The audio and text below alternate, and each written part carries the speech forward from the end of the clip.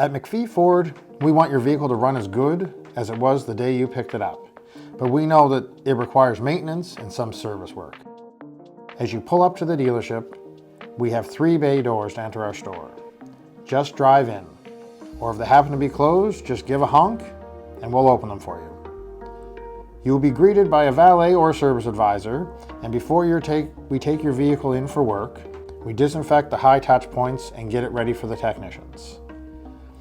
The people who booked your appointment for you work right here at the service counter at MacPhee's, so we welcome you to say hi to them. And as a reminder, the appointment time we have booked is for our advisors, and we do try our best to queue the work up for the day for the technicians. While your vehicle is being worked on, we have multiple options for you.